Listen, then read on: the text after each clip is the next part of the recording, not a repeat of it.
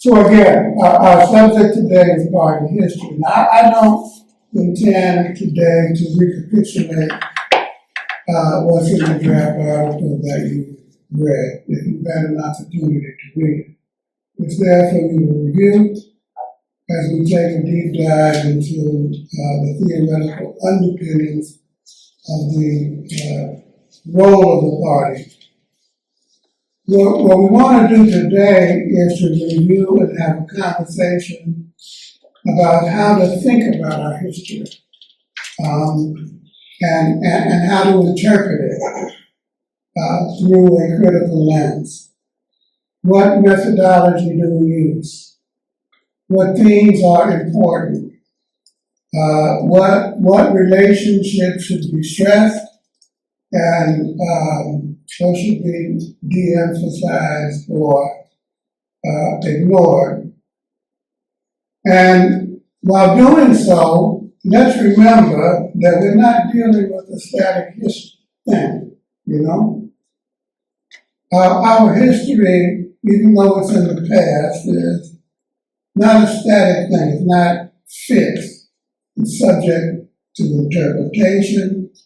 It is a lived experience with which we have intimate personal relations that go back generations, you know? For example, my connection with this party goes back 3-4 generations. Goes back from the coal fields of Alabama through the Midwest, Michigan, and Youngstown, Ohio, and the steel industry. On my dad's side of the family, we went from the garment industry here in New York, once again back to Youngstown and steel, and so on and so forth. And this is a connection that is not just understood and lived through party members, although that's a big part of it, but it's also a relationship with the working class of our country, of which the Communist Party is a special product. And that's one point I want to underline over and over again, that our party is a special product of the U.S. working class. It's not something that's imported from abroad, but something that emerged out of the class and democratic struggle in this country. At the same time, we are part of an international movement that has been forged in the course of an intense class struggle over the course of the last century and a half. And actually, it predates the October Revolution. Think about it. Some would argue that the Communist Party owes its birth to the October Revolution. In fact, the draft article makes that assertion. But actually, that's only partially true. Among those who formed the party in 1919 were comrades who came out of the left wing of the Socialist Party, you know? And that movement has a history that predates even the populist movement of the late 1890s and goes back all the way to time around the Civil War, you know, and the formation of the early utopian socialist communities that developed in this country. Organized, I'm talking about these little communes that developed, organized by people like Robert Owen. And then there were others, German immigrants who came here who were associated with Karl Marx. One of them was a cat by the name of Joseph Weydemeyer. Joseph Weydemeyer became a general in the Union Army in the fight against the slaveocracy during the Civil War. So to talk a little bit about the left wing of the Socialist Party, I remember being in a meeting back in the day of the Central Committee of the party, where the journalist Art Shields was present. Anybody ever heard of Art Shields? Huh? Yeah? Art was a writer, journalist for the Daily Worker. And at that meeting, I remember Henry Winston sitting on the stage, and Winnie was shouting, "Is Art here? Where is Art?" Winston was blind, you know. He was blinded in a prison. And then he at some point in the conversation, he said, "Art, comrades, is the last living link that we had with the left wing of the Socialist Party. Last person left alive." And Art was in his 90s then, you know, maybe 95, 96, 97. Tall guy, you know, very thin. And a few years later, he died in the Soviet Union at the age of 99. Art Shields. He goes all the way back to the Seattle General Strike, which he reported on and participated in. Quite a figure. Okay, so that's my little introduction to this conversation. So let's talk for a few minutes about how we should examine the history of the party. What lens should we use for our Marxists, dialectical, historical materialists? What methodology, in your opinion, should we apply to our self-review, our self-critical review of our history? Anybody want to give that a shot? It's more informal materialism, history, and how we use. Historical materialism and critiques of our history. Okay? Anybody else? Want to give it a shot? What do you mean by historical materialism? What would that entail? So we have to look at the economy, right? We have to look at, what struggles were taking place and where.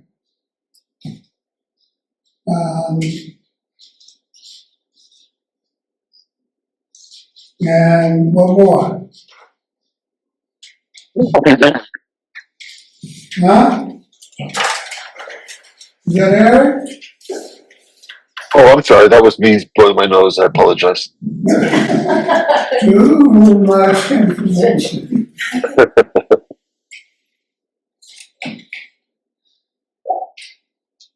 Well, I agree with what you said, man. It's historical material on. The idea that history is primarily driven not by like the conflicts between like abstract ideas, but through primarily like class antagonism. Not abstract ideas, but class antagonisms. Of which those ideas then become part of the debate and conversation, right? You know? What else, huh? Historical materialism. That means that basically class struggle makes history, not People make history, not individuals. And if we look at the processes, the economic, political, social, cultural processes that are taking place at any given moment in time. Good answer, but here's the point I want to make. For those of you who were in the previous study group on the national question, you'll remember that we said over and over again that Marxism demands a concrete analysis of a concrete situation, right? We heard me repeat that. Probably got tired of me repeating it, but it's really important. It requires things not be judged on the basis of an abstract idea, but as it actually develops on its own terms. And Lenin makes this point over and over again. He wrote that the working class movement should not be judged by some abstract standard or yardstick, but as a movement of ordinary working class people, you know? He said, y'all don't use some bourgeois yardstick when you're judging the working class movement. You know? You have to understand it as a movement that develops in real time amongst ordinary working class people. In 1908, talking about this methodology, he made the following point. He said the working class movement, quote, the working class movement is not a movement of intellectuals who are able to invent a plan every month. It is a movement of the most oppressed class, a movement of ordinary workers. It develops slowly. It learns from its own mistakes. To measure such a movement, wrote Lenin, by an abstract standard, to demand that it should not make mistakes, is to condemn it beforehand as hopeless. And so, this is the same method that we must employ when examining our own history. Judge our movement on its own terms, not by some ideal standard, because to judge it by some ideal standard is the essence of what we call idealism. Take something abstract, formula, and then to impose it on the realities that we are dealing with.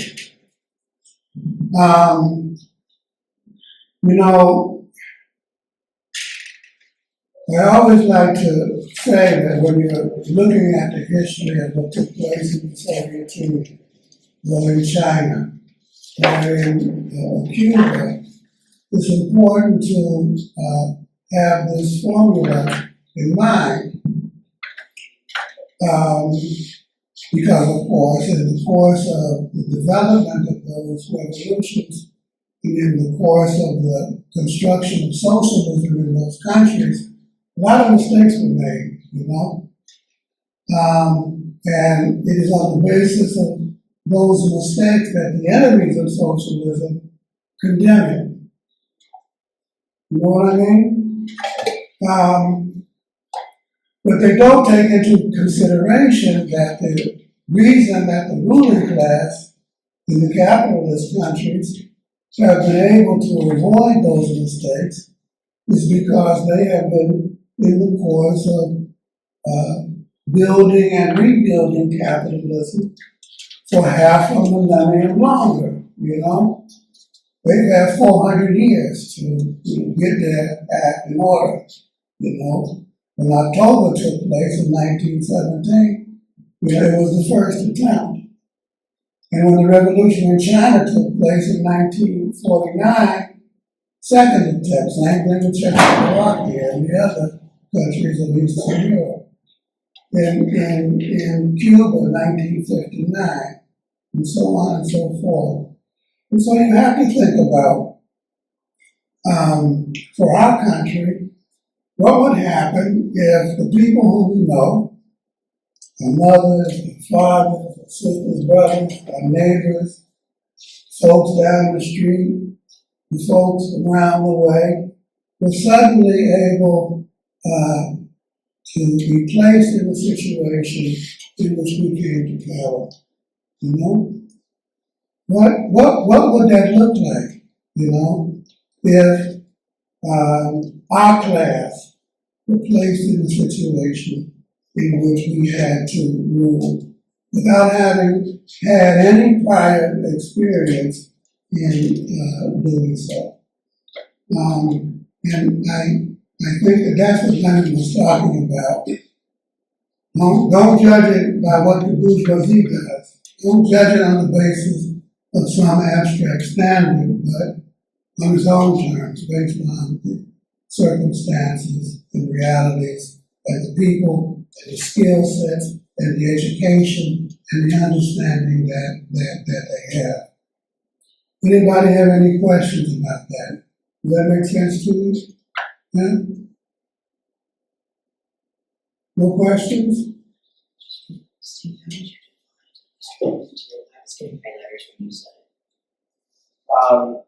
I don't know if I remember this, but that's where the history can be primarily defined through literally have my facilities. The history can primarily be defined as far as concrete class antagonisms involving both ideologies of various classes, both cultural institutions, economic institutions, political institutions. Antagonist or antagonist? ANTAGONISM.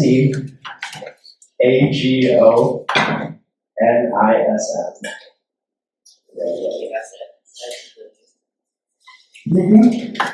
Yeah, I guess I kind of had a question.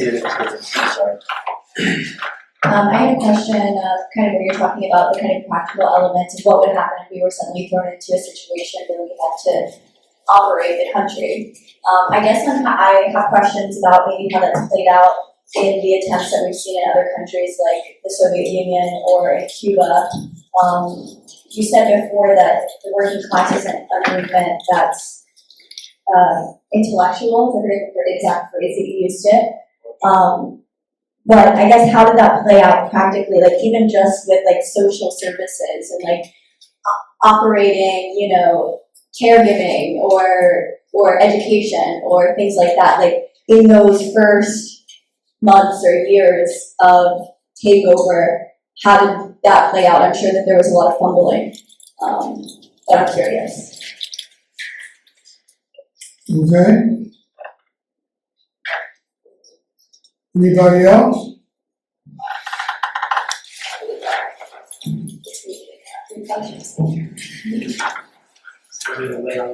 I think perhaps a better way of describing historical materialism is where you start. You start with the economic realities of the working class. And I think, as Joe said, the ideas sort of stem from there. They stem to address the problems. It's not, whereas the bourgeois view of history is more like it's a struggle of ideas and idealism. Historical materialism starts with economic realities, and then once you start with historical materialism, you easily see that class struggle is the main driver of history. But I think it's important that we don't start with looking at class struggle. We start at the base material reality, and then we look at the history of that material reality and see where it can go on based on the inherent contradictions of capitalism.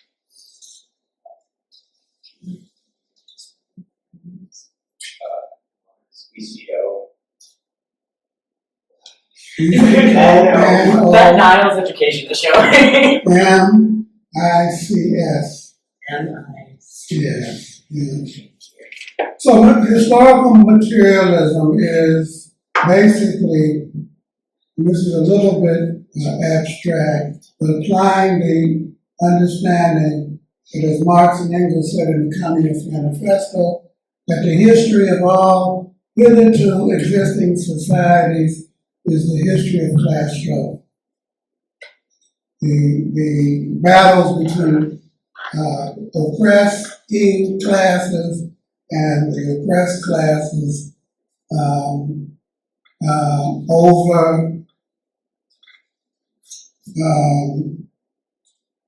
each group's struggle to survive, you know?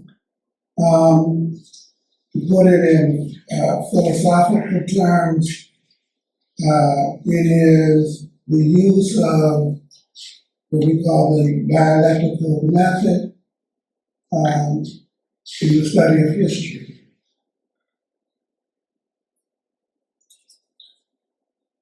DIA,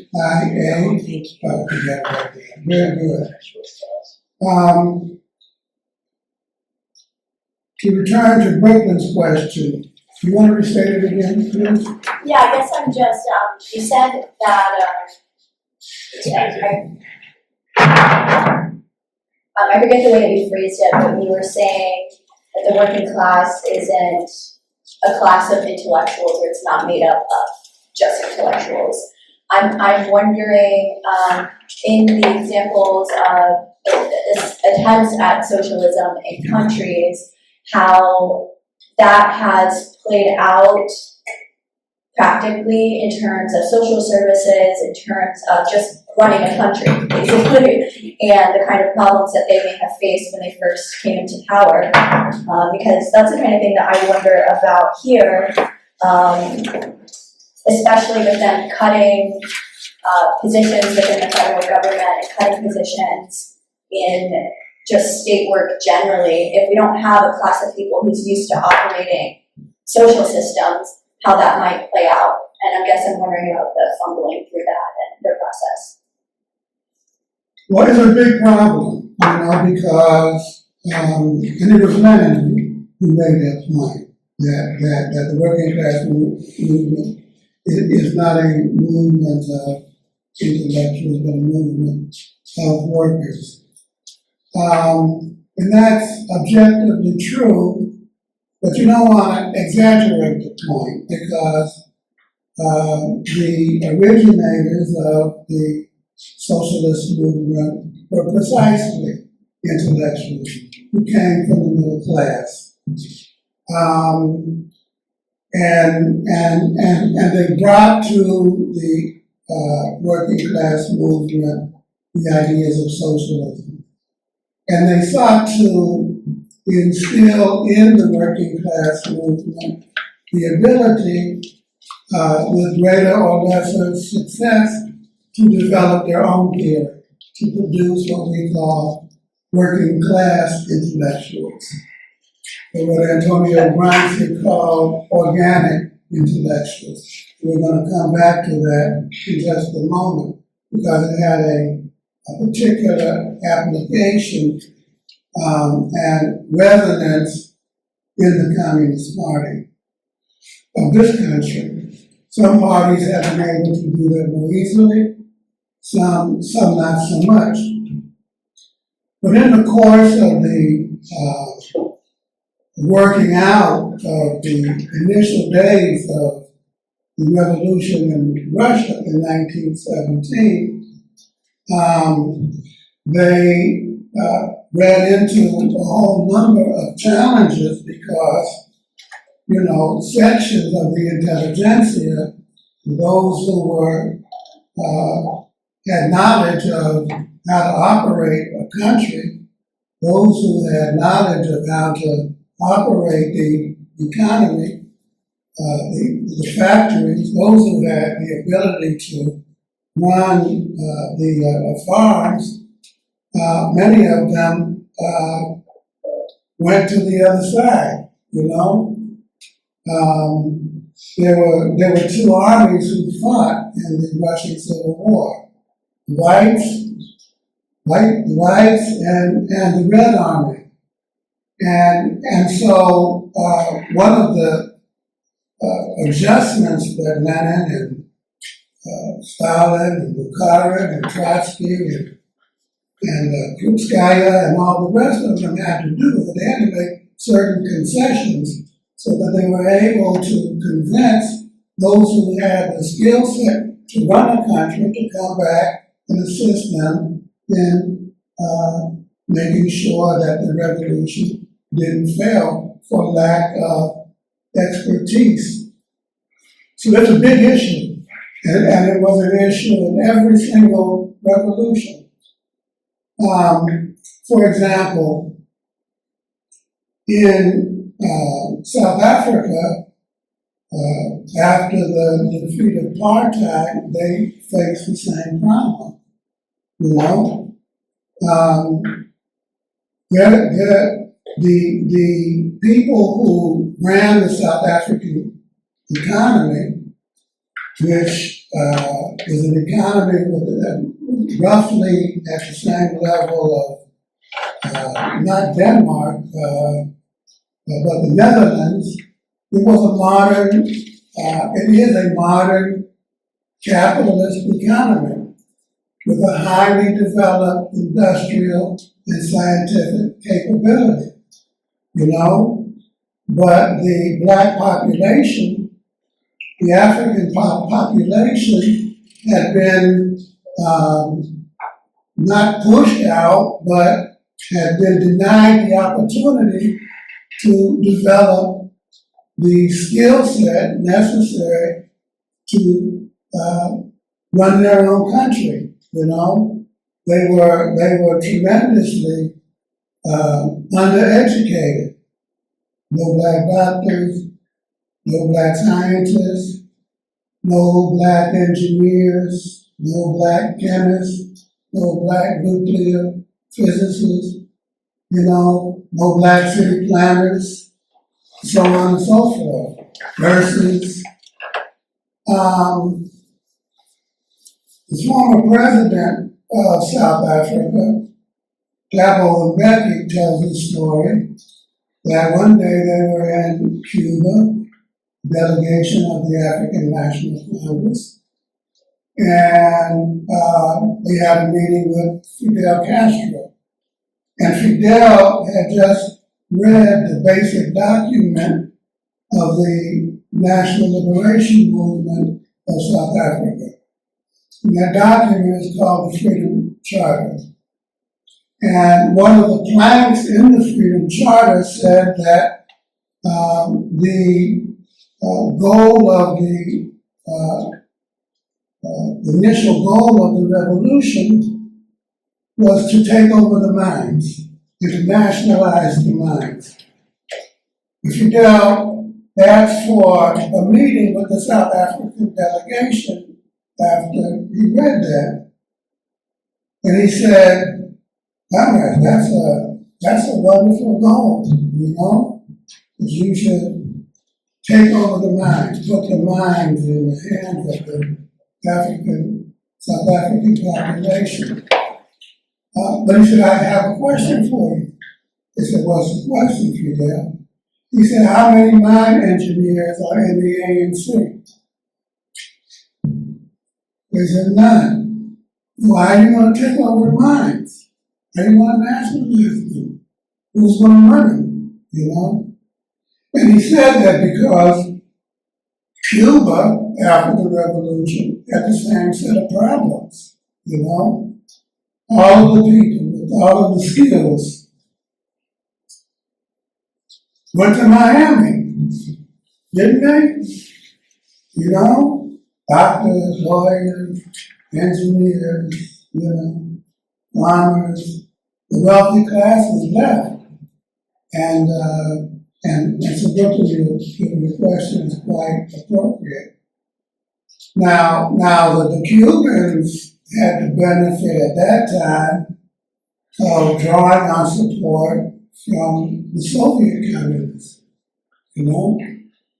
They had the benefit of drawing support on the East German communists, you know, the Czech communists, to a certain degree, before the split between the Chinese and the Russians developed, the Chinese communists. But in South Africa, their revolution took place after those countries had collapsed. And so that was raising a very practical question that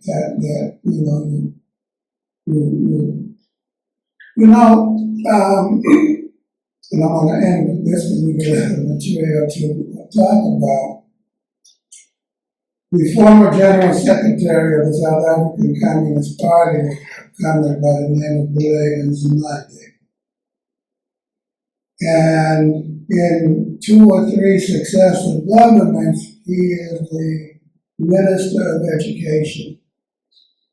And he made a number of trips to the United States to visit the historically black colleges and other institutions because other public universities, not only the black ones, with the goal of getting them to commit to create and allow South Africa to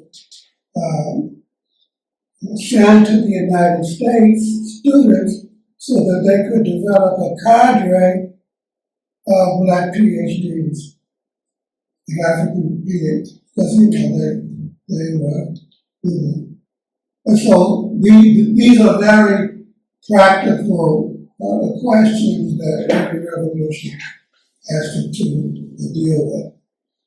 And you can't rebuild your society successfully if you don't have those particular skill sets.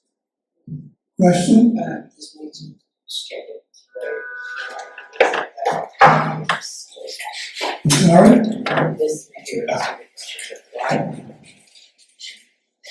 here is why? This might be a very stupid question. Why is it that often people with the skills? Why do they leave? Yeah. Money.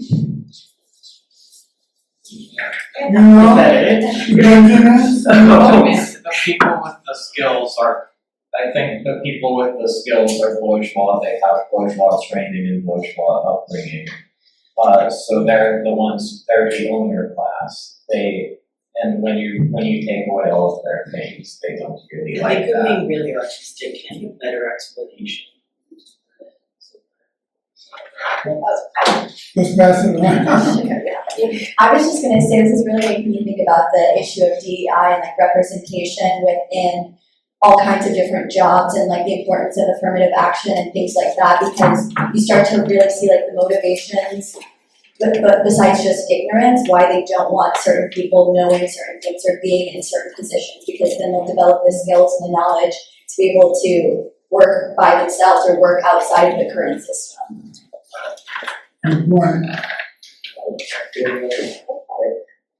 Still unmuted. Alright, perfect. So, I actually super duper disagree with the idea that all the people who know how to run society are bourgeois. Is an engineer necessarily bourgeois? There's an entire separate social class of people like intellectuals who can be rallied to the bourgeoisie. Think like an engineer who works for like Lockheed Martin, right? Versus like a civil engineer. A little bit different like interests, and one might be more applicable to the ideas of like proletarianization and proletarian society than would the other. And I'd also like to point out that this is not an issue unique to proletarian revolutions. As far as like bourgeois revolutions, they had to rally the peasantry and turn them into proletarians. They had to rally like the petty artisans and guildsmiths. This wasn't an issue that's unique to us. And the idea that it is really silly. It's a criticism that never made any sense. Except, and there's an important exception. In the case of Cuba, and in the case of South Africa, you had a situation in which there was a racial social division of labor. And in South Africa, the country was ruled by a system called apartheid. And the jobs and occupations and land was divided on a racial basis. And so most of the engineers, even while they were workers, were given special privileges, whites, in the main, but also people from South Asia, and also people of mixed ancestry. They divided up the dividends, so to speak, of the country on the basis of a racial reward system. And so you're right objectively, but there were stratifications within the working class based on their racial, and so those who were given the benefits of apartheid had a economic self-interest, or so they thought, in aligning themselves with the ruling classes.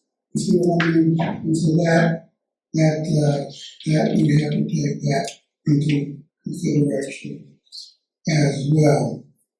And then Brooklyn's point very quickly on the necessity of DEI and affirmative action, I think, is on point. One of the things that you have to take into consideration in this country is that African Americans who are living in the Midwest, the South, and the West Coast also were deprived of quality education. That education was segregated. And so we had a situation, and we have a situation in which people are attending school, learning arithmetic, and learning how to read, and learning geometry, and learning chemistry.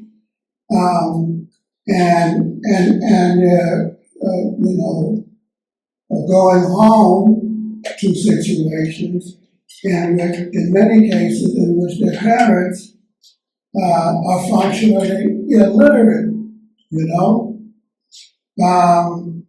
because they are the children and grandchildren and great-grandchildren of slaves. And many of them never learned to read adequately, didn't know how to count numbers, and so on and so forth. So when you come home and you have to do homework assignments, you're not able to get the benefit from your parents because your parents can't help you. And so the point that I'm trying to make is that many of the problems of education are produced and reproduced generation after generation after generation. Anyway, so let's move on a little bit. Eric has his hand up. Somebody else want to say something, huh? Eric has his hand up. Eric? Yeah, so I just want to, Because I can't see you, so if you want to contribute, you have to jump in. okay, thank you.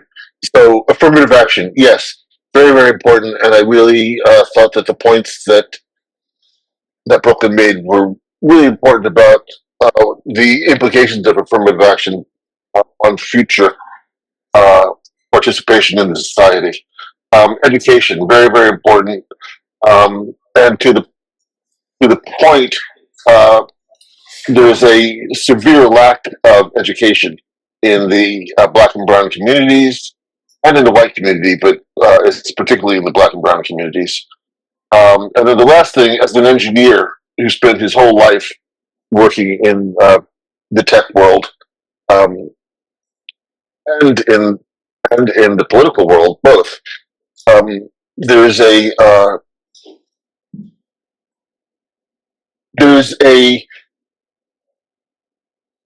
conscious effort to try to keep the mindset of engineers who are predominantly white. There's a link to capitalism. So you'll have a lot of engineers get their pay in the form of stock options, for instance. So that links them to the capitalist system in a way that makes them feel that they are benefiting from it. So I think that it's not so easy just to say that all engineers are going to pay because they are going to see themselves as workers. I think that there is a lot of pressure on folks in those kinds of roles to see themselves as part of the ruling class. And the last thing I want to say was just that being an engineer who can develop a database is one thing. Being an engineer or a planner who can plan a entire new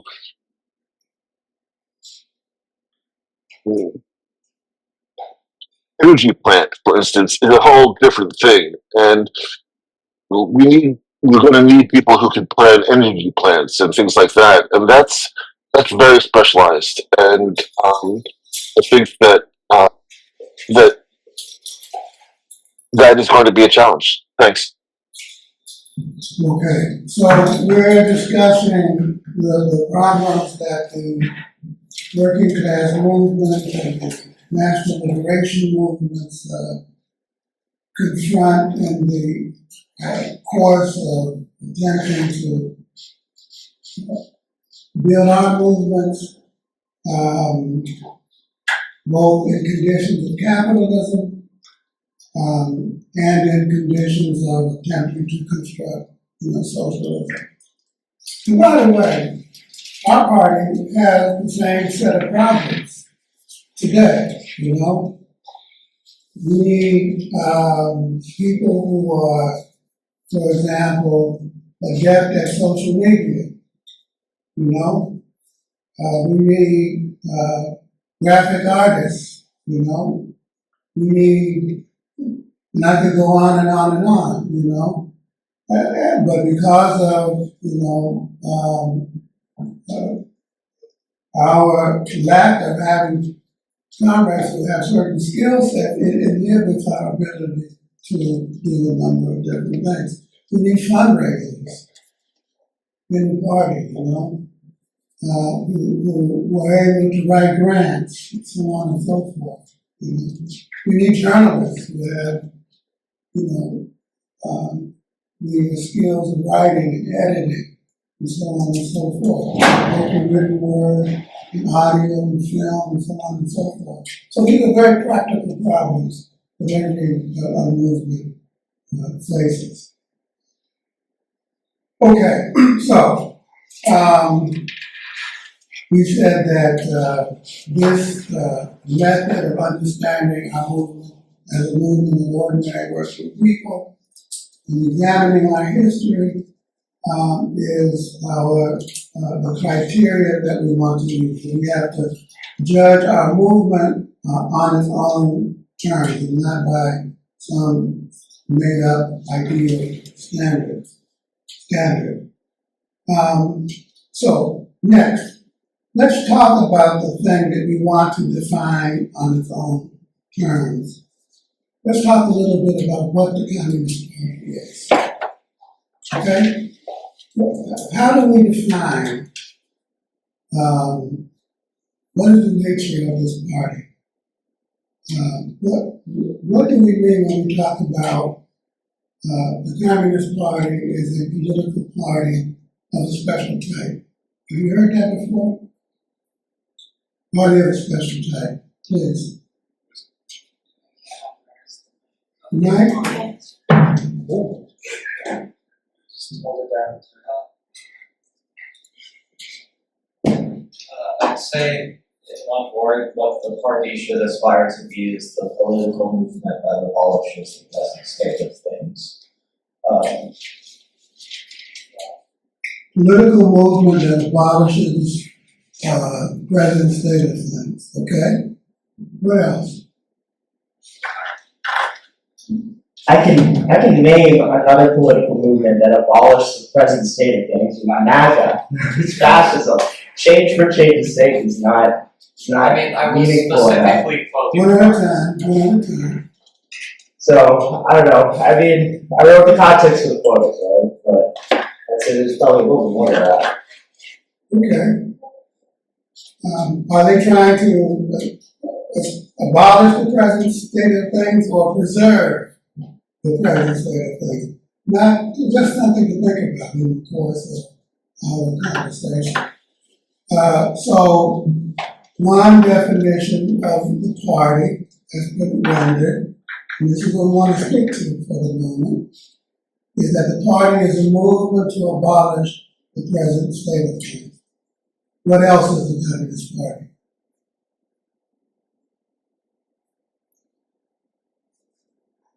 Take your time. It is a party that strives to create equal and fair things.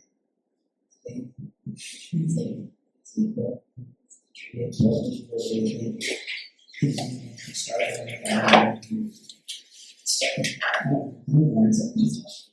No, excellent, absolutely right. The party is a movement which is attempting to create equality and fairness for our class. What else is the Communist Party? It's the single party meant to further the goals of the working class and the rights of the working class. It is a party, absolutely correct, that strives to represent the interests of the working class. I'd say like educate the workforce into revolutionaries for political change. Educate the workforce for political change. Did I miss something? Anybody else? What else is the Communist Party? Help me out. Yeah, I mean, beyond a movement to abolish the current state of things, and we're not anarchists, there's a society we want to build. So, I mean, it goes way beyond just destroying what there currently is, but more importantly, building a society that has, the working class in the driver's seat. A movement that attempts to put the working class in the driver's seat. As we go down the superhighway towards the future. What else is the Communist Party? So we have, and all of the answers have been wonderful. A movement to abolish the current state of things. That comes directly from Marx and Engels, a movement that strives to create equality and fairness. A single party that represents the working class. A party that strives to educate the working class and put the working class in the driver's seat. Anybody else? Go ahead. Party is the working class, okay? Anybody who hasn't spoken yet? The party is an organ that gives a concrete political nature to antagonize various bourgeois institutions. They have companies, they have their own political parties, we have political parties and trade unions.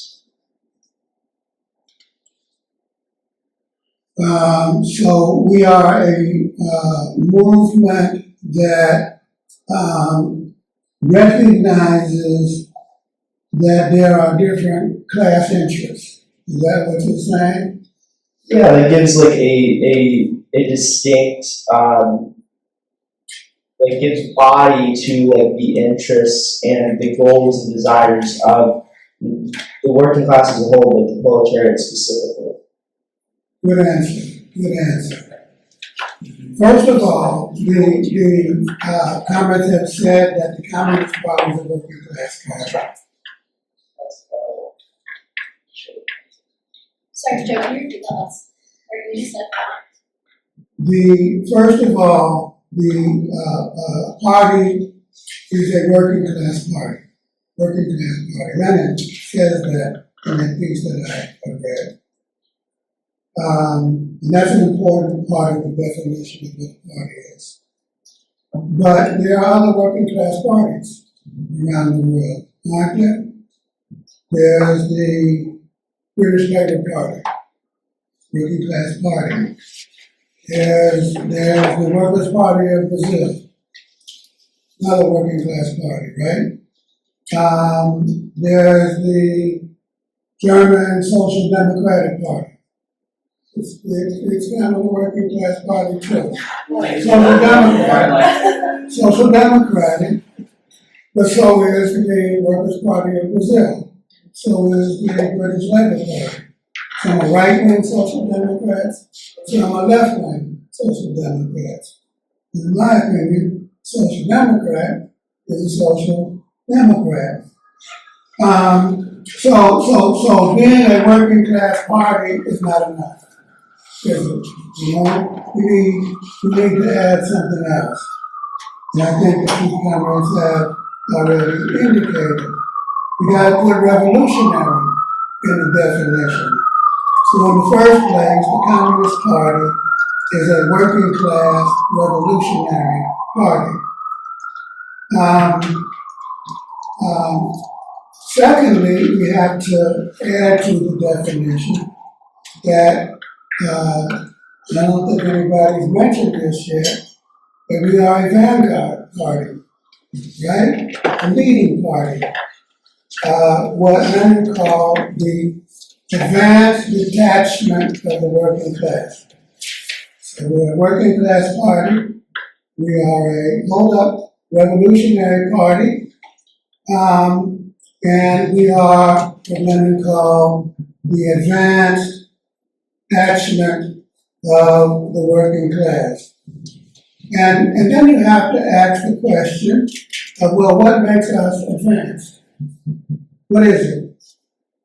Anybody know why you would say that the party is the advanced detachment of the working class? Please.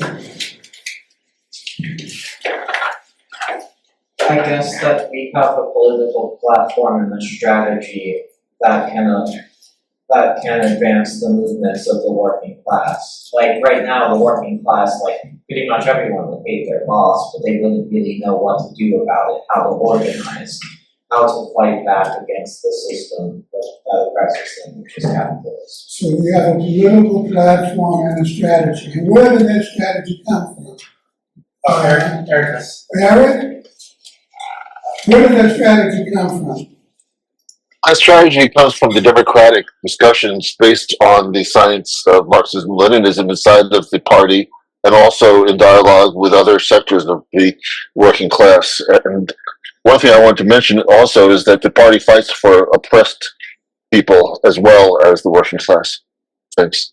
So what makes us an advanced detachment of the working class is that we are the carrier of an advanced revolutionary theory. Isn't that the case? And we call that theory, that revolutionary theory, Marxism-Leninism, don't we? You know? Marxism-Leninism. And so, number one, we're a working class revolutionary party. Number two, we add to the definition that we are a leading party. And then number three, we say that we are a working class revolutionary party that has an advanced revolutionary theory. You might remember reading the slogan, without a revolutionary theory, there can be no revolutionary movement. Read that before? And many times that is attributed to Lenin. Lenin said that. But that's actually not true.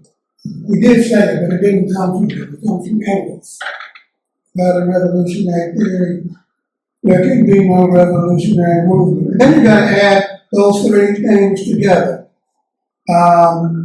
We're a working class revolutionary party. We're a leading party, a vanguard party. We are a party that is in possession of an advanced theory, Marxism. And then you got to add something else. And that is that This is not only a party that is a working class party, but it is a party that is led by workers, including ideologically. And that is really important and unique. We are an ideological party, an ideologically cohesive party, a party that has a common worldview,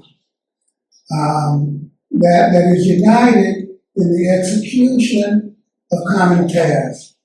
And we do that by combining two things, right? Theory and practice, right? Theory, we test out our ideas in our political work. And when they don't work, we throw them away, you know? And we develop new ideas. And if they do work, great, we celebrate. If they continue to don't work, we throw them away. And we, then employ new ones. And there's that dynamic back and forth. And we are able to do that because we are organized on the principle of democratic centralism. So that's the fifth part of our definition. And that means democratic centralism means that once we agree to do something, all of us in the party are down to carry it out. We agree to carry it out. We have rich, intensive discussion, we come to a conclusion, and then we are united in our ability to carry it out. We say that collectivity is our superpower, you know? And we are able to carry out those decisions because we all belong to collectives. We call them clubs. And belonging to a club, a collective, makes it happen. It is where the rubber hits the road. And that is a very essential criteria or condition for a communist party. You know, in 1903, there was a very famous and historic debate and split in the Russian Social Democratic Party, precisely over this issue. Whether or not we needed to require belonging to a club as a condition of membership in the party. And that split was between a group of a faction that were called the Mensheviks, which in Russian means minority, and the Bolsheviks, headed by Lenin. And in Russian, Bolshevik means majority.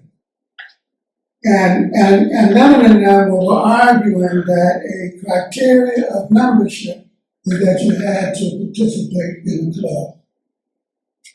And the Mensheviks were saying, nah, I just want to join and pay dues. You know? I mean, I'm busy. You know?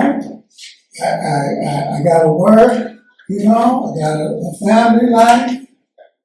I got kids. You know? I like to go swimming. And I like to go fishing. And I got things to do. I ain't got time to. And the Bolsheviks said, no, it is, if we want to carry out that program that we have developed on the basis of study of Marxism, we have to belong to a collective in order to make that happen. That organizational principle of democratic centralism and belonging to a collective is one of the central distinctions between communist forms of organization and social democratic forms of organization. You can join the Democratic Party. You can be a left-wing person in it, and there's nothing wrong with that, But in order to be a Democrat, what do? You just register to vote, don't you? And you vote, And a lot of people, when they join our party, that's what they do. They don't understand that in order to be fully a communist, that you have to participate in a club, We call them up and they're kind of surprised sometimes because they think that joining the party is just like joining the Working Families Party, the Democratic Party, the Libertarian Party, the God forbid, the Republican Party, Participating in a collective is a very important precondition to. Now, of course, there were underlying the split between the Mensheviks, who were the Social Democrats, and the Bolsheviks, who were the revolutionary communists. There were a number of other ideological and political issues that separated them, but this was one which broke the canvas back. Any questions about that? Eric has a reason. Eric? Yeah, so I think this is a really interesting discussion, especially for a party that wants to be a mass party.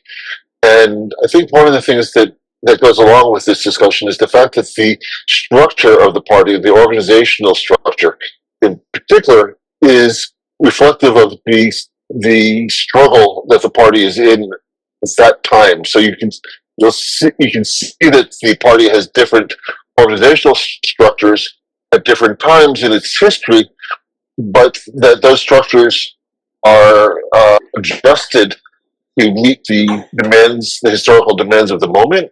And right now, we are trying to grow this party to meet the current historical demands, which is the struggle against fascism, by building a mass party. Hold up. You're a little bit ahead of yourself. Okay. Because there are two kinds of party organization. Right. Right? One is a cadre party. One is a cadre party. And the other, as Aaron just said, is a mass party. So let's talk about a cadre party first. Is that okay, Aaron? Uh-huh. The concept of a cadre party emerged precisely at the same time that this debate took place between the Bolsheviks and the Mensheviks. Precisely at the same time.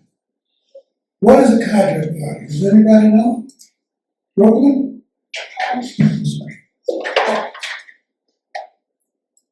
Well, I'll take a guess because I actually had a question that I hope is kind of related. But a cadre party, I feel like it kind of ties into this idea of if the Mensheviks believe that they don't have to operate within a collective, like a small group of intellectuals or a small group of people who will be the vanguard, so to speak, leading and telling the working class what the right, quote unquote, right ideas are, as opposed to a mass party, which would be collectives made up not just of intellectuals or people who are reading theory and things like that, but people who are actually practicing, doing the practice part of theory and practice.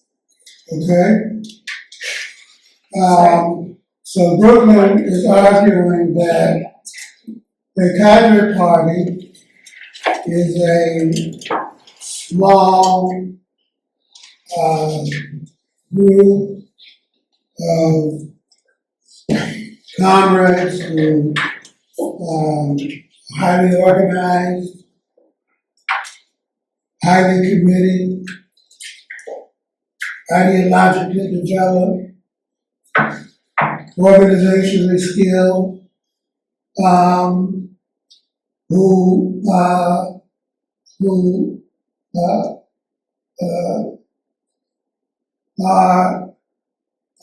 highly disciplined,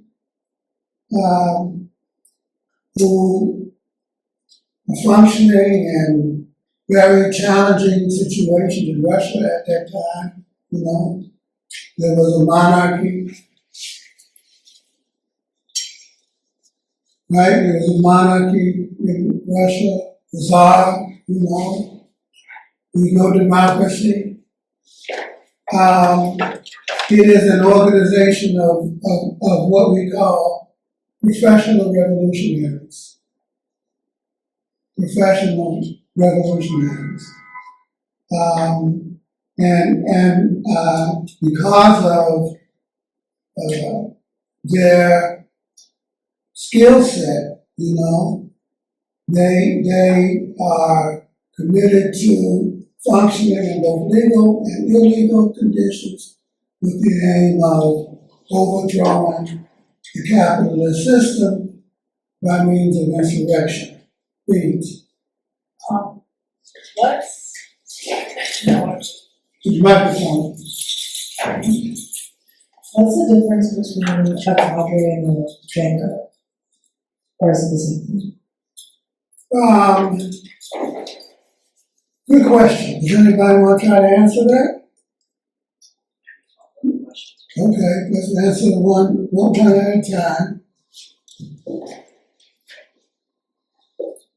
Well, I think a cadre, they try to overthrow via insurrection, which could just be like a couple of people going and decapitating a government, whereas a vanguard party seeks to overthrow a government by mass action, you know, like the soldiers coming back from the front line, the peasants rising up and collectivizing farmland, stuff like that. Anybody else want to jump in? In my opinion, all communist parties are, by definition, if they're up to snuff, vanguard parties, leading parties, you know. The definition of a communist party is that it seeks to lead a revolutionary movement. Now some call themselves that, but you know, in terms of their political practice, they don't quite get there. You got to do more than declare it. You have to prove it in the course of your work. Cadre, sometimes those terms are used interchangeably, because it's also the case that all communist parties have cadre.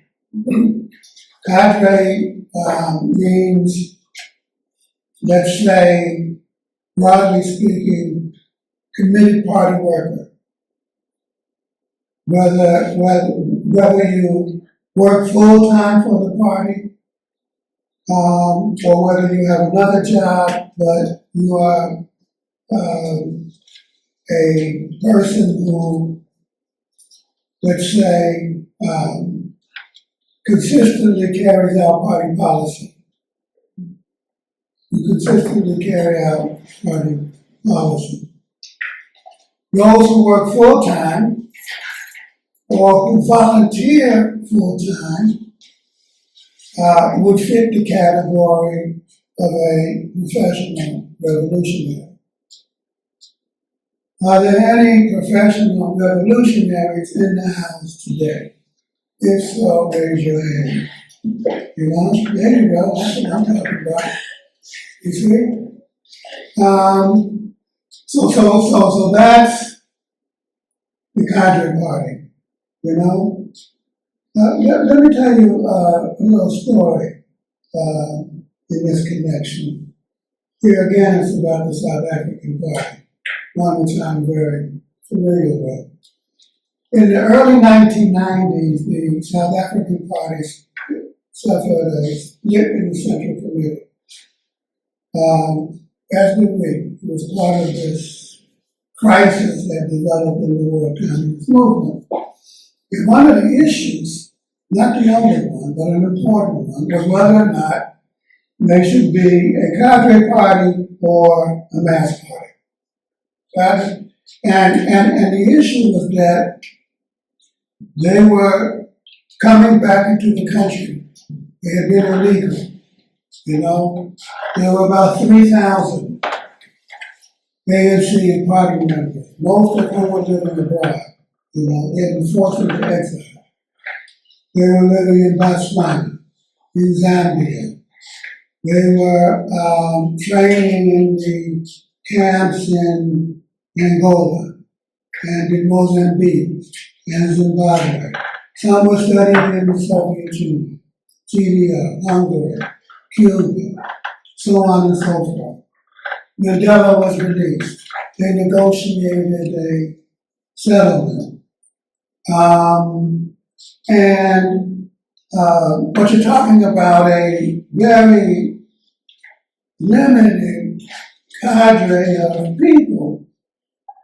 And those who were arguing for the maintenance of a cadre party argued that the revolutionary movement in South Africa could not sustain the mass ANC,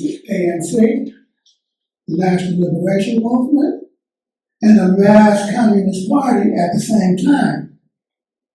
You know, the membership of which greatly overlapped. They argue that y'all who want to build a mass party, we're splitting up a very finite cadre, who now we have to run a government. That country with this highly developed capitalist economy, you know? You gotta run the bureaucracy. You gotta run the security services, the army.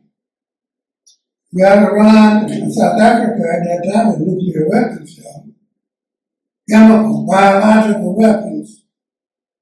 You had to run the intelligence agencies, you know? So on and so forth. And then, again, you're talking about 3,000, you know, people. Who's going to run the mass organizations? Who's going to run the ANC? Who's going to run the Communist Party? Who's going to run the trade union movement? To say nothing of the other civil organizations, you know, the women's youth, so on and so forth. And so they also argued further that the role of the party in the National Liberation Movement was primarily ideological. You know, that they had successfully theorized the National Liberation Movement, which they called the National Democratic Revolution. They had successfully theorized the nature of that movement. They had put forward the concept that South Africa was governed by what they called a colonialism of a special type. They had successfully theorized the national question in South Africa because you had a dozen different ethnic groups, you know, in that country, to say nothing of the Europeans who lived there, and so on and so forth. But the party was also extremely popular, as popular as the ANC. And they were popular because they had been carrying on the brunt of the fighting against the apartheid regime. You know, the South Africans had an army The ANC had an army. The army was called Spear of the Nation. In the African language, Mkonto Wesizwe. The initials were MK. Joe Slovo, Chris Hyman were the leaders of that army. And when they were eventually, Chris was as popular as Mandela, you know? He was. And when they came back into the country, everybody wanted to join the party. They went from 1,500 members to 150,000. You know?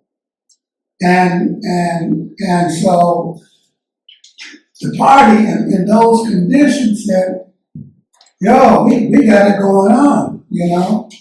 And in that debate, they decided that they would fight for a mass party.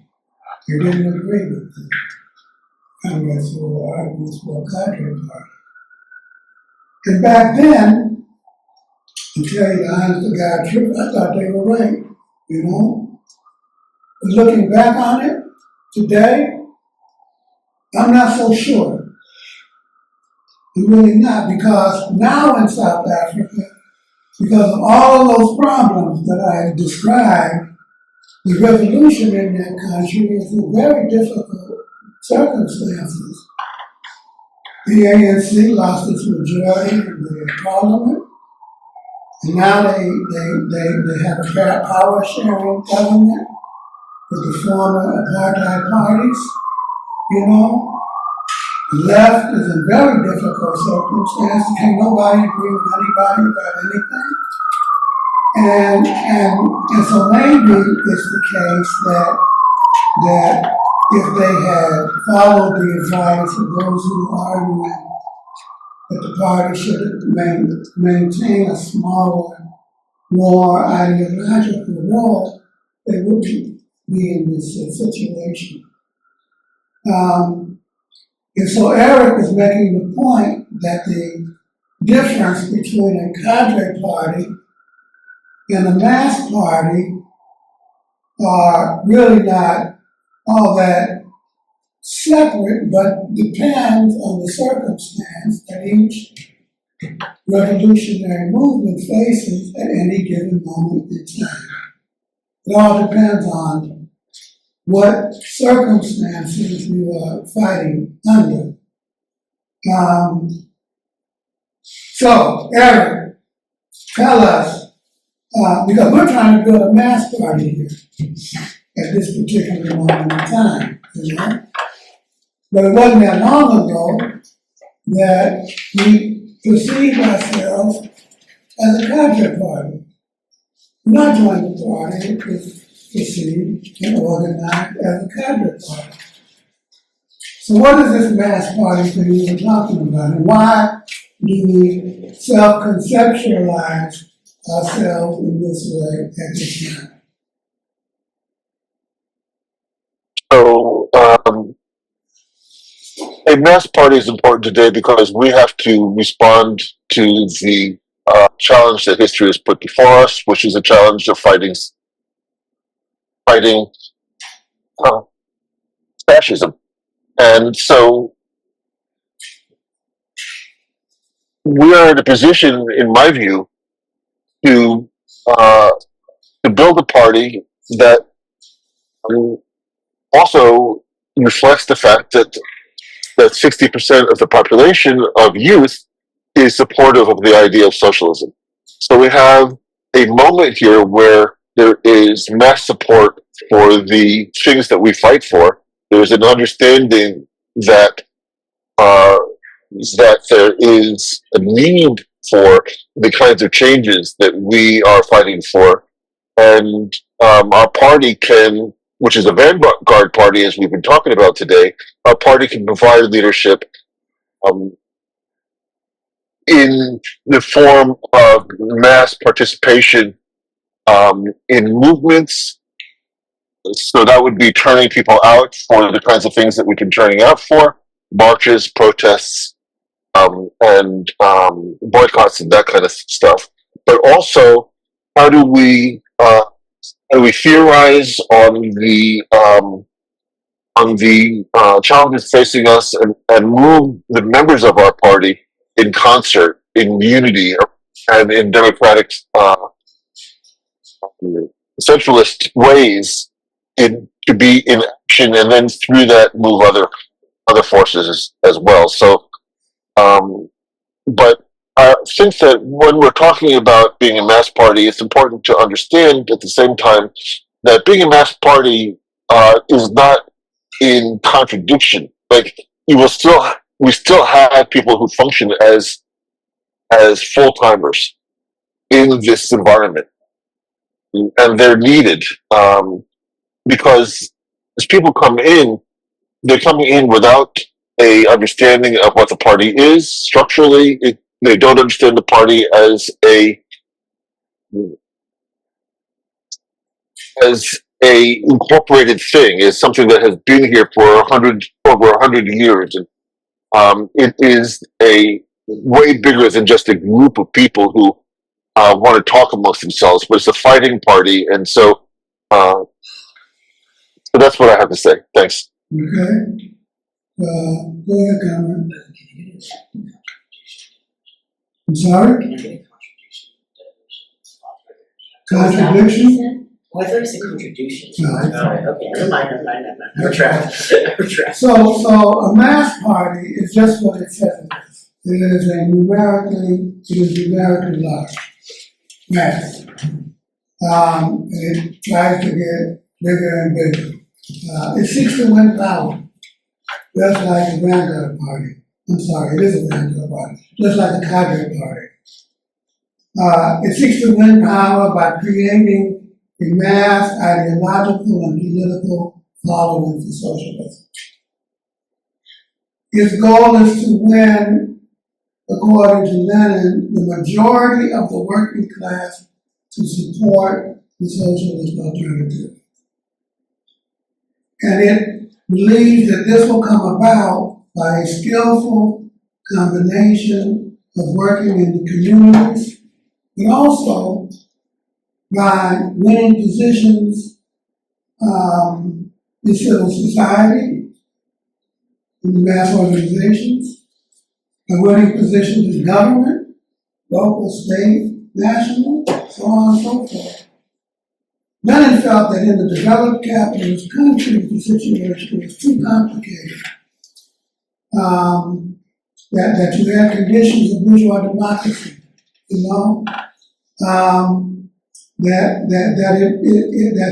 the formula used to win power in Russia, by means of insurrection, it wasn't at all clear that could work in the developed capitalist countries.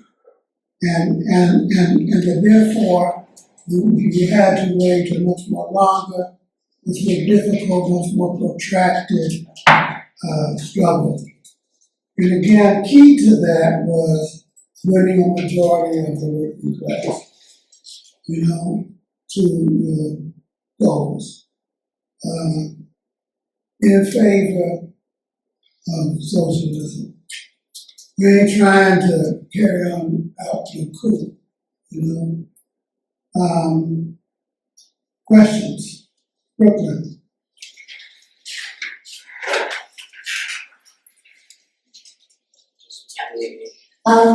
I have a question more just expanding on what Vanguard really means, because before when you were talking about the party is a working class party led by workers, including ideologically.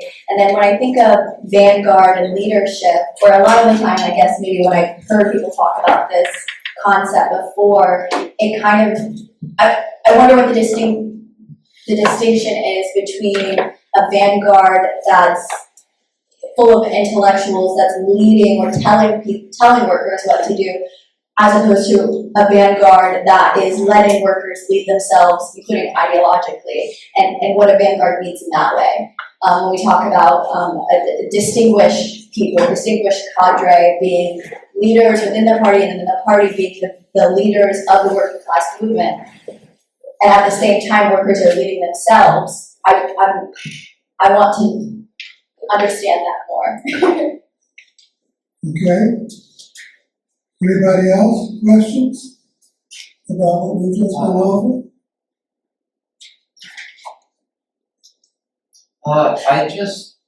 It's sort of a critique, sort of a worry. I'm just wondering, like, what kinds of tactics would be effective for a mass party. Personally, I don't really think going to marches and rallies do much, especially when you have a government that doesn't really care about democracy or the US Constitution.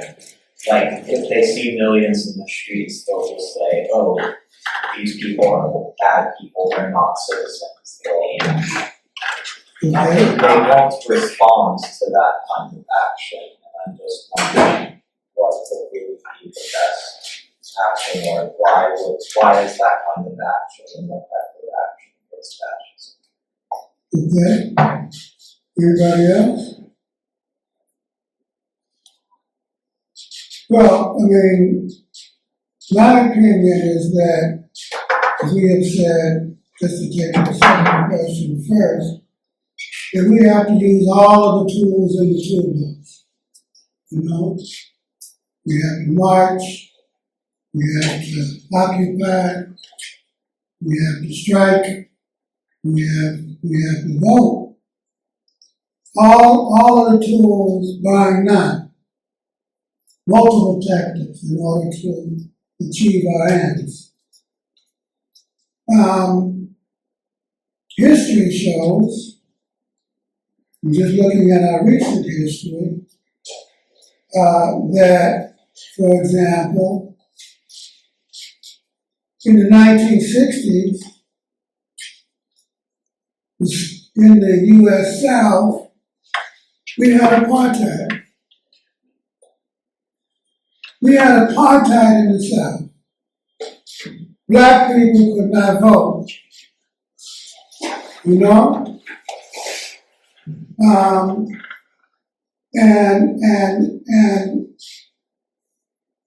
those states and many in the Midwest, in the 40s in Youngstown, Ohio, black people couldn't swim in the swimming pools.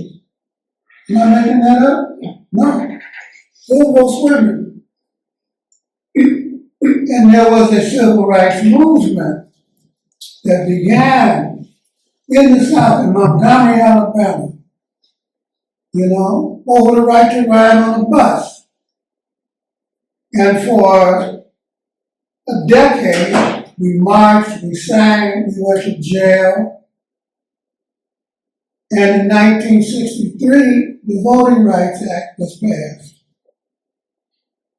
And we won the right to vote.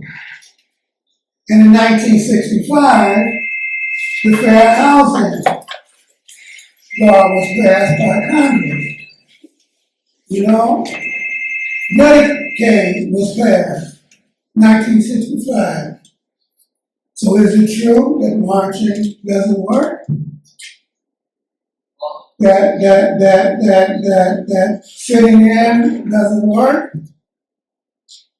I don't think so. We won, we didn't win socialism, that's true. But socialism wasn't on the agenda at that particular moment in time. Civil rights was on the agenda. Now, these reforms were partial. It wasn't everything that we wanted, but we won significant goals on it.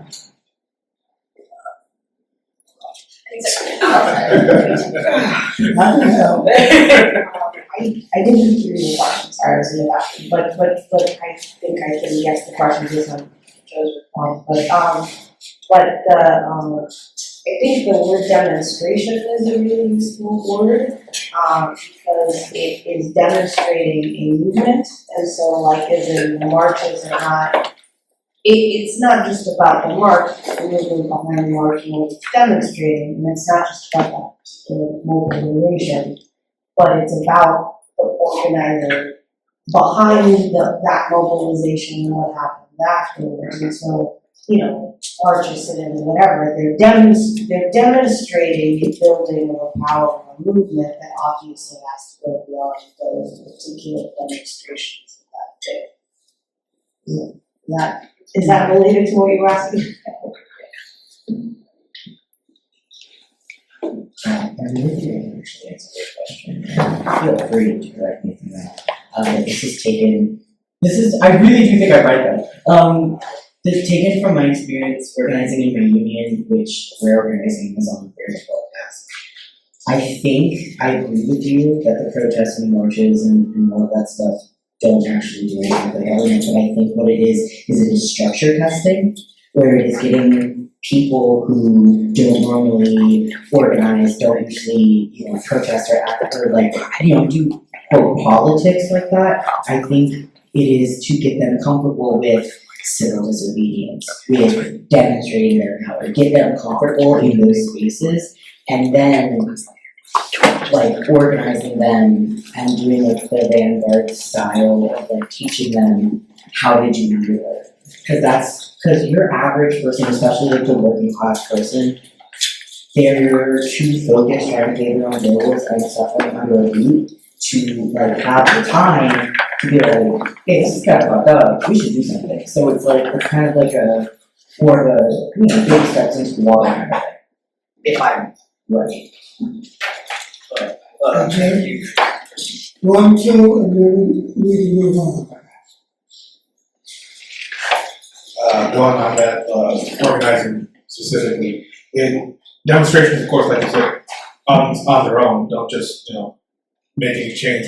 They have to be part of a campaign with, stating goals, organizing from multiple, from multiple angles to make short-term goals eventually into, bigger long-term goals. I think we touched upon that in the 102 classes that we had this year. Was that this year or last year? I remember those classes. Just kind of directly responding to something that Adrian said and going back to my question. I guess what concerns me is this idea that workers don't know their own problems and that they can't, just because they haven't read certain books or don't know how the party functions, that they somehow don't have an understanding of their own problems. Or, as we were talking about at the very beginning, looking at, they will realize from their own mistakes and be able to progress at their own pace. And going back to my question about the vanguard, I'm still trying to conceptualize our place.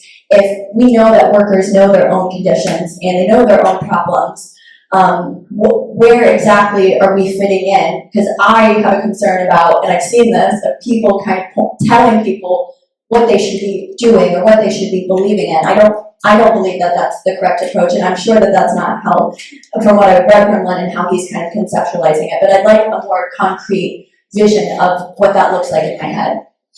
Okay. Let me just take a test here and ask Trevor. Is there anything else happening in this space in the next half hour? I don't think so. Okay. So,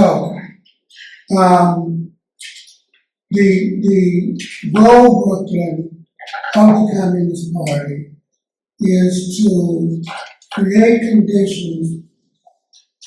Its reason for being is to create conditions in which the working class leads itself.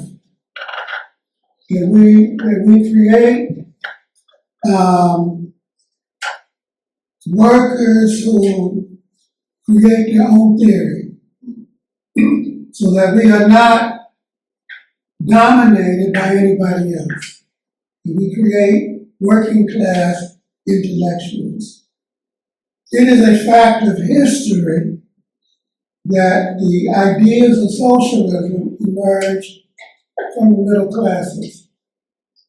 Why was that the case? It was the case because we didn't have access to education. There were no public schools, you know? The education was in the hands of the bourgeoisie, of the upper classes. Our goal is to overcome that, change that. The whole mission of the Communist Party, once again, to one degree or another, we've been successful in changing that, which leads me to the next thing that I want to talk about, which is some things that we need to understand about our party. Can I move over there? Is that okay? Oh, Yeah? All right. This party has always been a working class party, led by workers. Our leading collectives have always been something we can be really proud of. Led largely, but not entirely, by workers. Charles Rutherford was born into a family of longshore workers in Cleveland, founder of the party. Buckeye. I'm a Buckeye. Proud of that. Earl Browder. And I know what you're going to say about Browder. His old man was a teacher in Kansas. He came from a very poor family. Family was very poor. 10 children. Buku children. They were so poor that Earl Browder had to go to work in the 3rd grade. Really.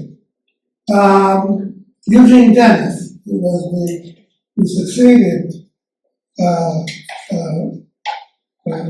Browder, was from Seattle. He worked in Longshore, General Secretary of the party.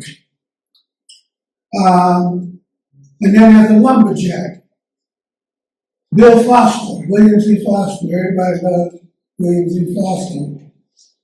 Worked in steel, construction, and Longshore. Elizabeth Gurley Flint. Y'all know Elizabeth, right? Came from New Hampshire. Her parents, garment workers. Same thing is true with Claudia Jones. The old man worked in the garment industry, while her mom did domestic work. Gus, lumberjack in Minnesota. Then he came to Ohio, where my comrade is from, and Warren, and now he worked in steel. Gus. Gus worked at the Republic, steel.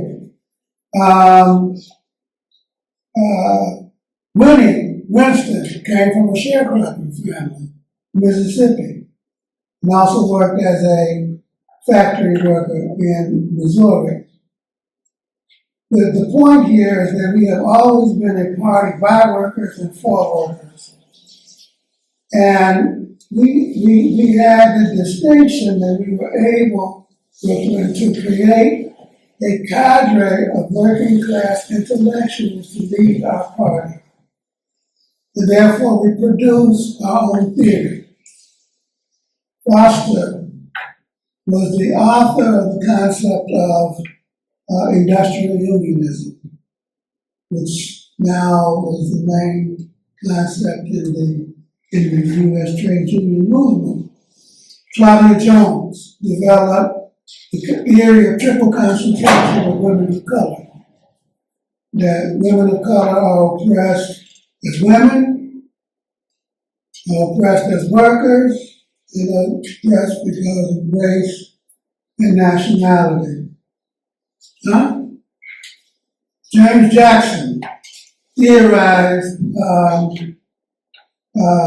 the African American national question and challenged the prevailing black belt thesis, said it didn't. The idea that we were an internal black folk constituted an internal colony in the United States, and that the fight was rather one for black liberation on the basis of the struggle for full equality. Louise Patterson, along with her husband, authored the concept of the centrality of the fight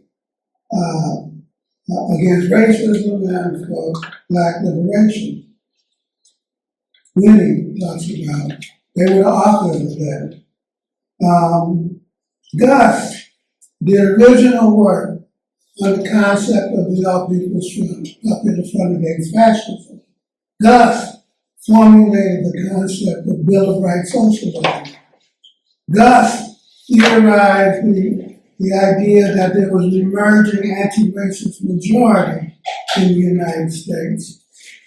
Victor Perlow, who was our economist, put forward the original thesis that racism, based on the wage differentials, paid black and other workers of color, was a source of super profits, added profit that in the hundreds of billions of dollars, and so on and so forth. The party became a school of socialism in the arena of politics and ideology, but also in the arts and letters. Richard Wright, who was considered by most, including myself, the foremost black novelist of the 20th century, learned to read and write in the Communist Party, literally. When he left Mississippi and moved to Chicago, he was illiterate. He learned to read and write in the Communist Party. And there were so many others. Claude McKay, Langston Hughes, Lorraine Hansberry, Shirley Graham, Paul Robeson, Howard Fair, the writer, Elizabeth Catlett, the great sculptor, body man, who was recently a retrospective of her sculpture. I met her once, downstairs. I didn't even know who I was meeting.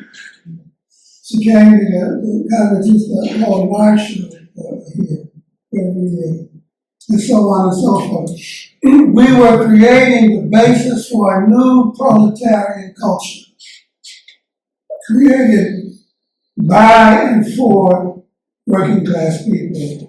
We were telling our own stories, creating our own narrative about who we were, who we are, where we came from, you know? And then came the Cold War. And all of that was destroyed or suppressed or maligned, you know? And the country was urged to forget. Now our goal has not only to reclaim that, but to recreate it.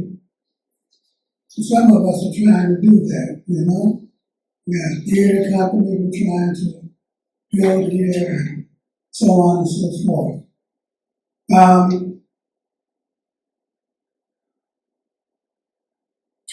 Cold War, which leads me to say a few words about the status of the party. Can I go there? It's always been a little bit ambiguous in this country. You know, are you legal?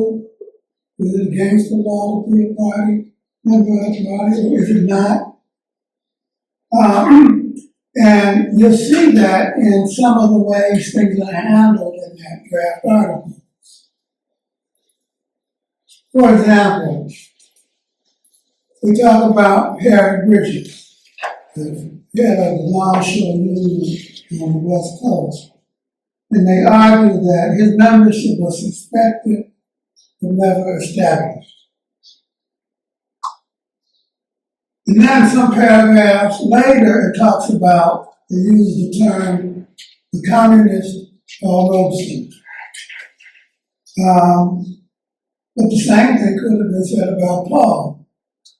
As far as I know, Paul never admitted he was in the party, even though it was very clear who he was and what he stood for.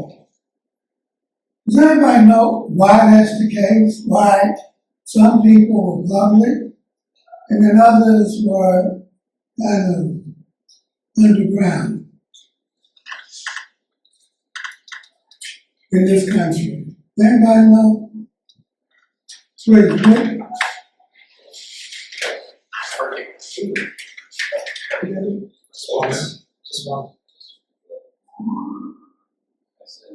Right, there we go. If you want like broader appeal in the country, I forget what the term is called, like red baiting, it's really easy to just kind of make someone's publicity by something like they're like very communist and stuff. Because of anti-communism, right?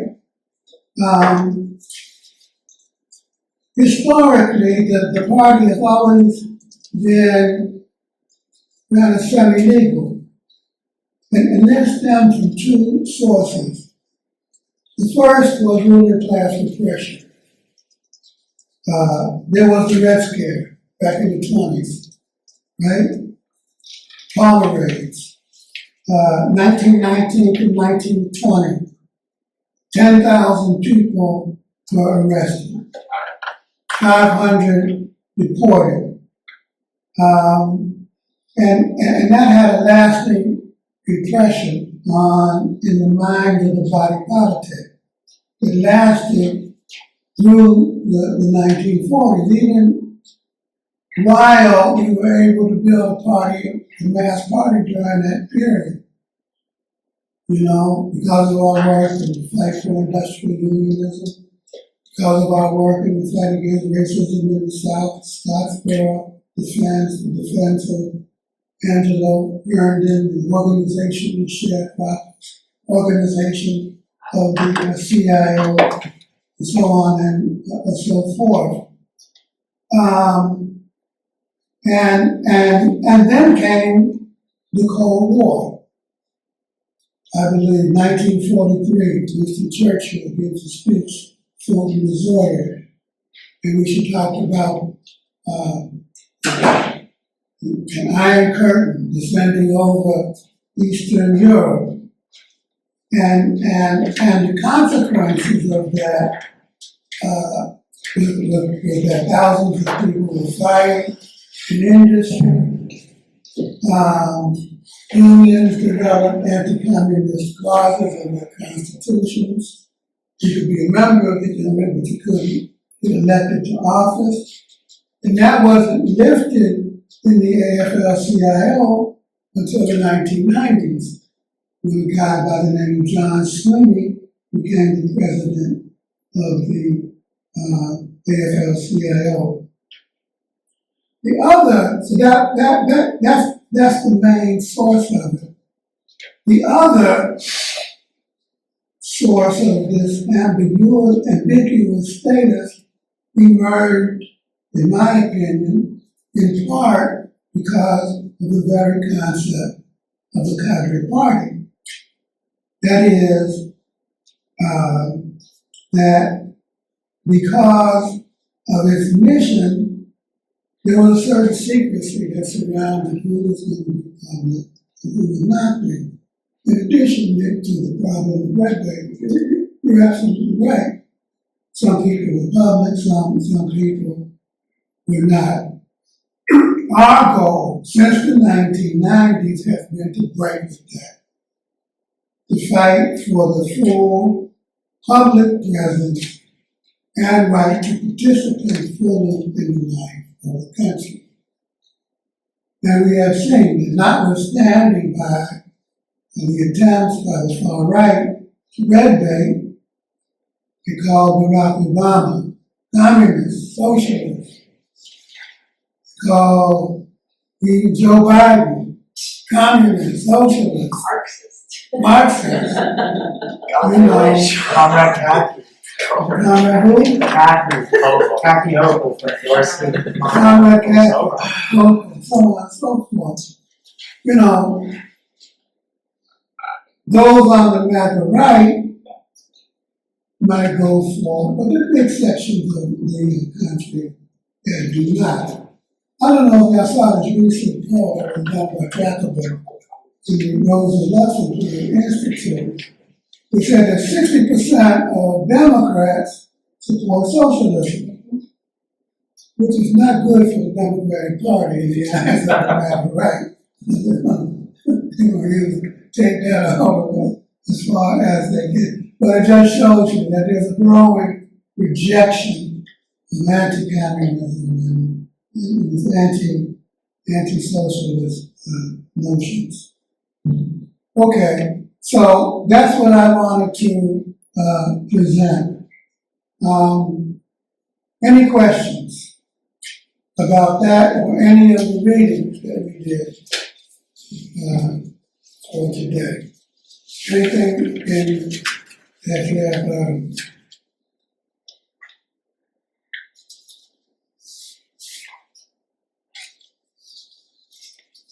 we covered everything completely.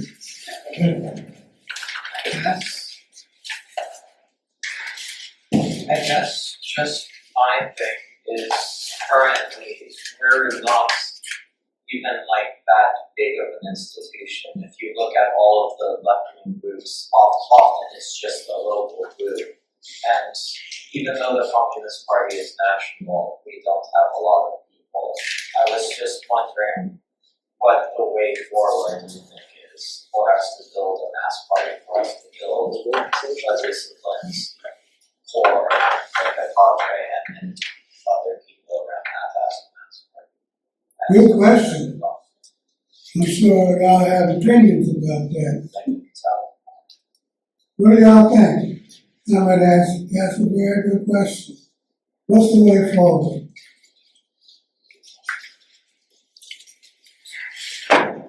This one? Well, you kind of answered my question before that made me think about, because when I asked the question about the vanguard, I was kind of separating intellectuals from working class people, leaving the order that I was kind of thinking about just Engels and Lenin, who come from like upper middle class families.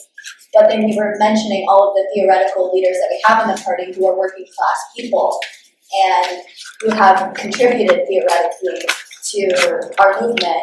And so I think that maybe a part of the way forward is developing working class leaders and thinkers who can lead ourselves, because we are working class people, and connecting our current conditions, and because we live in this time, so we know, hopefully we can figure out what's going on and figure out the best way forward together to lead our own communities in that way.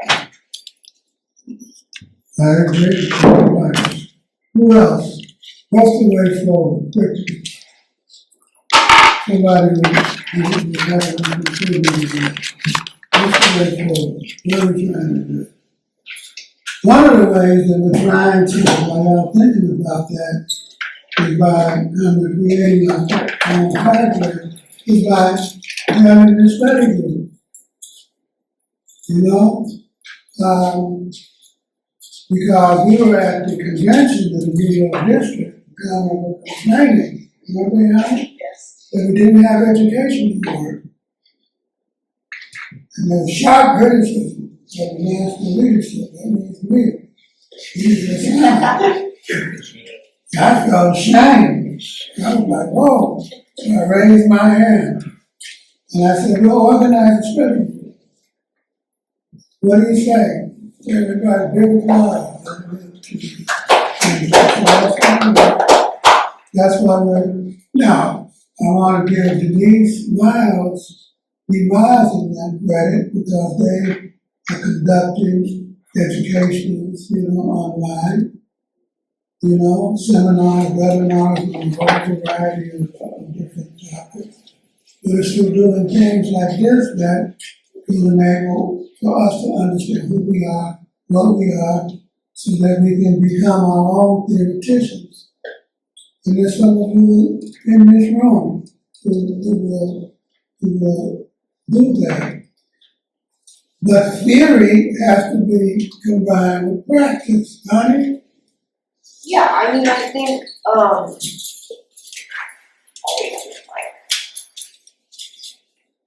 think that, yeah, this sort of development of, a new generation of party members across many schools, the Little Red Schoolhouse, the study groups, the online education speakers are wonderful.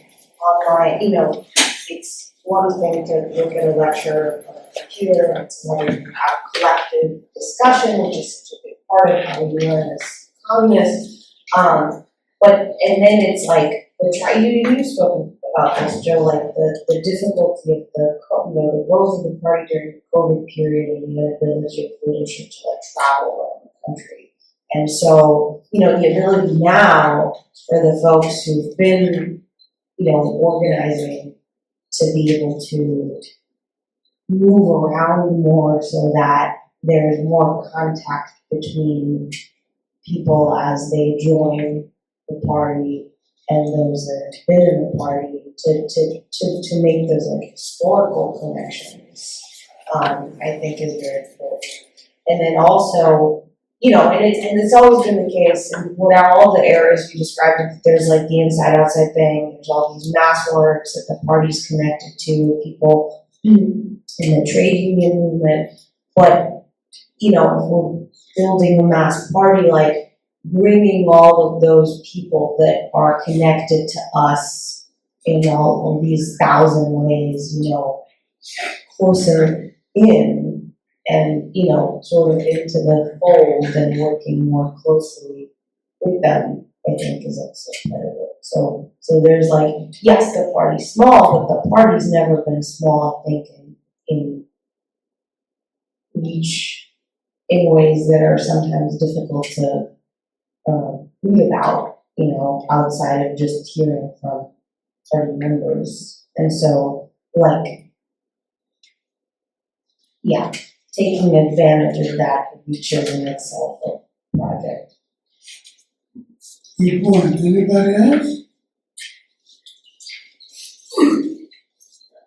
And I was about to say, we have to take these ideas, this theory, and put it into practice. And that means fighting on the day-to-day issues and challenges that working class people face. Might be healthcare, they're getting rid of Medicaid. Might be being fired from the union. They just canceled collective bargaining rights for 1.3 million workers. That's what they did.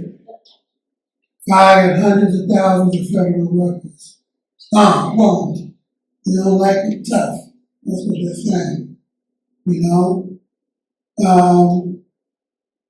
Immigrant rights, rounding people up, putting them in vans, masks on, unmarked vans, sending them to concentration camps, Salvador, Somalia, wherever.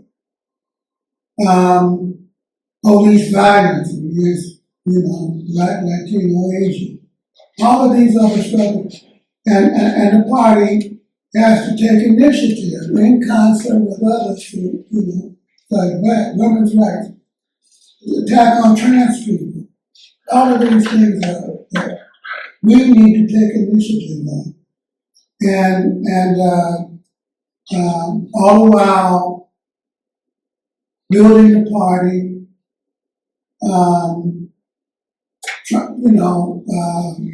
trying to consolidate that growth. During the 1990s, we had an open door to the party because we were very small after the collapse of the Soviet Union. And the only way we were growing was online. So we just opened up the doors, And that worked for a while. We were able to, bring in more people. When I joined the party back in the day, we had a more cadre concept of the party. You had to get 2 people to endorse the membership in order to join. See, Joe's all right. He's not an FBI agent. He got shifty eyes, but he's not there. And 2 people, and every party member had to do that. But then we got rid of that, in the 90s because of the constriction that number one, we had a factional fight, back in the day. We lost a lot of members, Angela and others.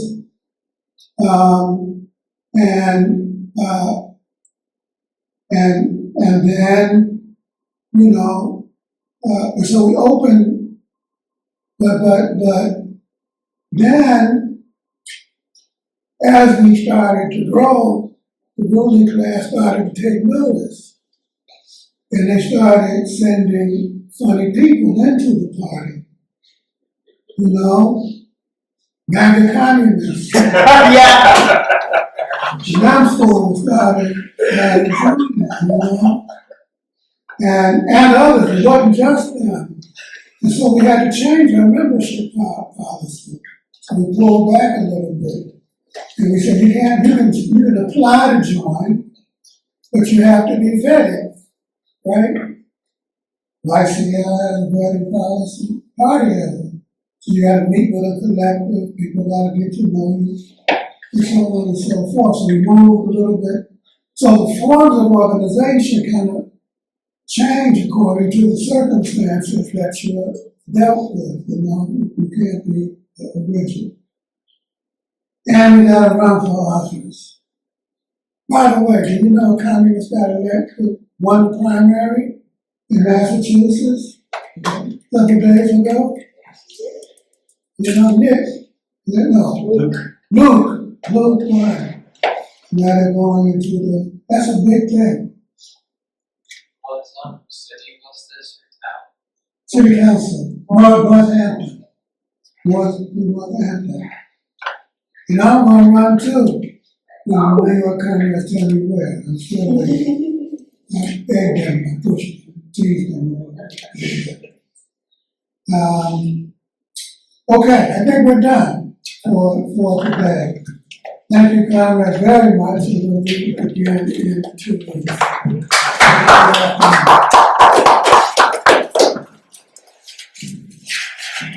Bye, Eric. Bye. Goodbye, Thank you, Eric. All right.